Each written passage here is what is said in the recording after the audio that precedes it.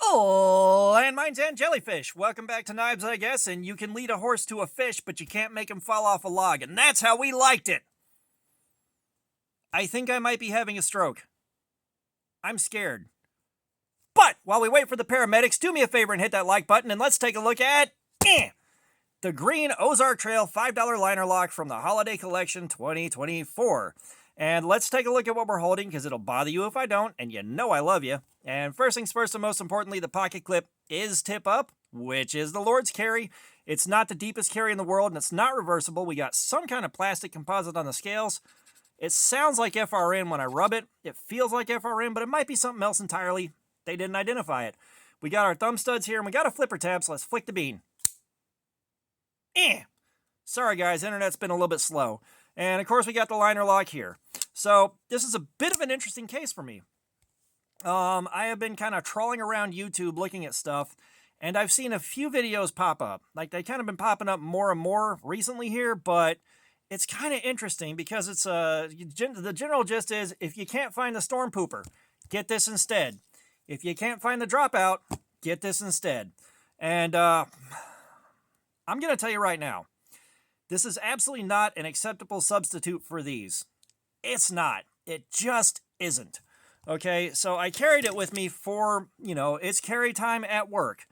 And for a basic knife, it's reasonably competent. It wasn't terribly offensive in the pocket. The kind of not rounded off and barely chamfered, there's that $5 word again. The barely chamfered edges on this made it a bit difficult to get stuff out of the pocket around it. And it wasn't the most comfortable thing to dig into the pocket to get around either. Not the end of the world. It's not that uncommon of a thing. The lanyard hole, it's a lanyard hole. It's not the kind of lanyard hole that I like, but it'll hold a lanyard. Not offensive, just not to my taste. However, when we get to the liner lock itself, this is a terrible design. I don't know how well it'll show, but look at how little dingus end is sticking out there. Not only is there not a lot of dingus end to work with, but it's right up against the end of the blade. It is right up against the butt end of the blade. One of the least advantageous places to put the only place that you can use the lock. I have got a few problems with this. We'll start with the most basic and kind of move from there. So if I get it right and I move the lock, it's hitting my thumb, and you can hear the lock kind of breaking loose on me. There's a lot of tension on it, which is normally not a bad thing. But with so little real estate here, it's very hard to push this in, and it's already chewing up the dingus end of my fingy. And that's just kind of where the problems start. If I don't get it just right and put myself over all the way on the side here, when I do this, skin gets caught in here and pinches, and I can't move the lock all the way over. I can't. If I go back a little bit, it gets even worse. But you have to be on this just right, and you still have to get your finger out of the way without letting go before the knife starts moving. It's an unnecessarily complicated motion just due to unfortunate placement and lack of clearance. There's no clearance for this thing. I've got knives that have worse issues with the clearance, but they're farther back. There's a larger area for you to use. They're not that comfortable, but they're better than this. Now, the blade itself, it's fairly competent. The one thing that I've become a huge fan of with Ozark Trail has been the grind on their blades, especially lately, because, you can look. A lot of similarity between this and this as far as the grind is concerned. And, of course, we go to one of my favorite knives, and that's the dropout here. A lot of similarity. There's a lot of similarity. They're sticking with what works here. This grind is very, very useful for a lot of things. It is a good grind. It is becoming a close second to the full flat grind for the things that I like to carry. I do like this grind quite a bit. It cuts like a bucket of hot damn. I fed it some long cuts through some heavier cardboard. It did just fine with those. I used it for some smaller, finer controlled cuts. It did fine with those.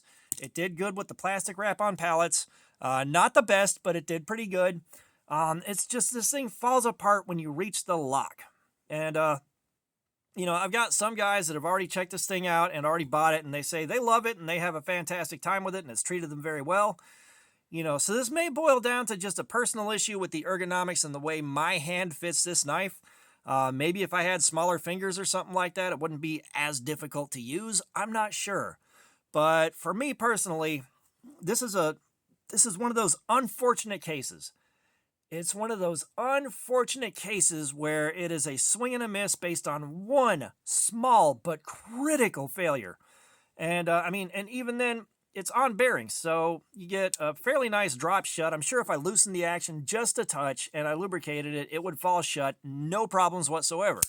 And that is also kind of a bummer because it's almost a waste of perfectly good bearings to throw it on this.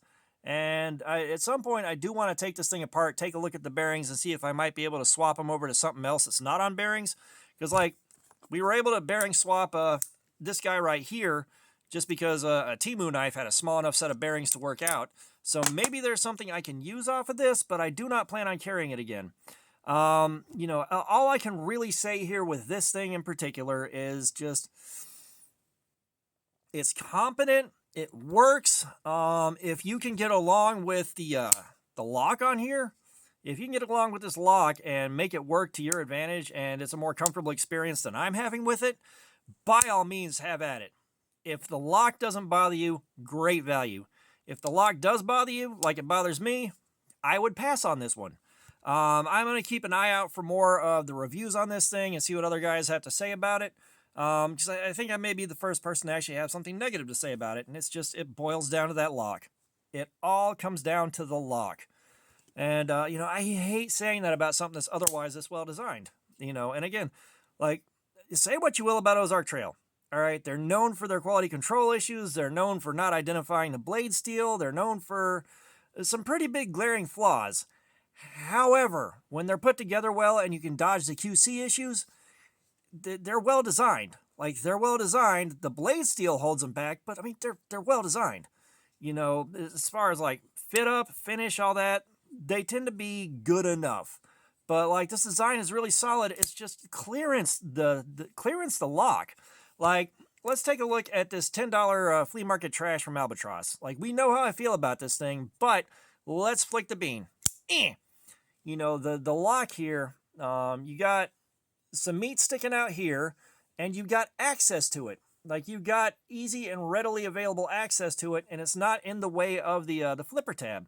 Yeah, you can hit yourself with it, but you got plenty of time to get yourself out of the way. Once the lock's disengaged, you've got plenty of range of movement to move your thumb before running into it.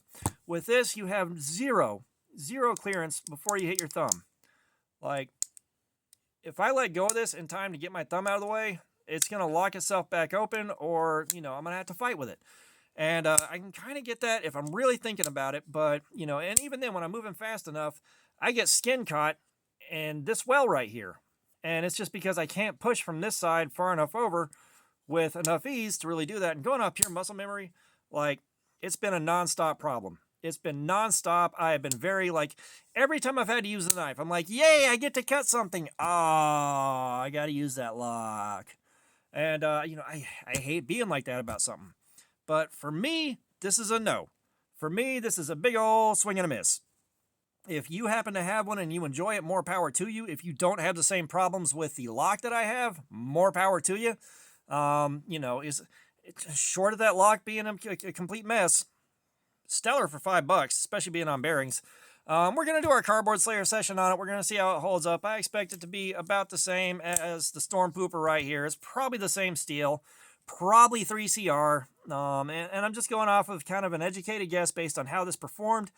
And one of the other things we're going to take a look at, Walmart may have accidentally announced the blade steel on the website or had it on there as 3CR13. They may have listed that on accident, but it was there. I don't know if it still is, but it was.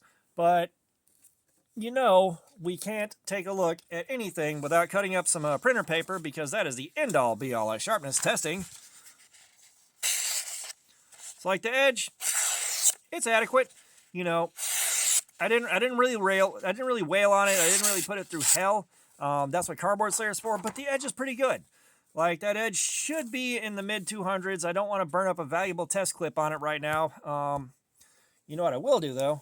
I don't feel like burning up the clip, but I do have some more of this left over. So we'll take a look at this now that I've gotten the hang of using it. It's just, guys, the lock is so bad on it. Jesus. And it's you guys know, I don't like, straight up dumping on a knife any harder than absolutely necessary. Like, I like treating them respectfully, and I like treating the review with a good bit of respect and trying to find the good. And there's so much good here until you hit the lock. That's just one catastrophic failure of a lock. But 233. So yeah, like I said, mid 200s. I'm getting pretty good at this. Like, the more I do this, the better I'm getting at reading what the cut on the paper looks like versus what we're going to get on the scale. I've got the hang of this. It's kind of cool watching a skill develop in real time. It's cool watching a skill develop in real time. And you guys that are watching the live streams, y'all are getting pretty good at it too. Like, you know, we'll do our live streams, and when we go through an hour and we stop and check, like, a lot of my guys that are watching regularly are guessing within like 20 points of what that thing's going to read on the edge once we know what the steel is. It's a lot of fun. Like, y'all should drop by and check them out.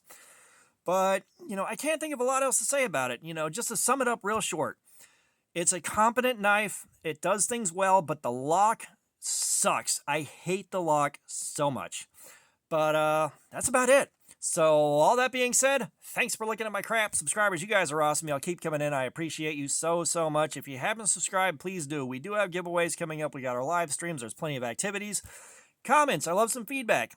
If you have one, let us know what your experience has been like with it, or if you've seen other reviews, you know, just let me know what you think about it. And all that being said, y'all have a nice day.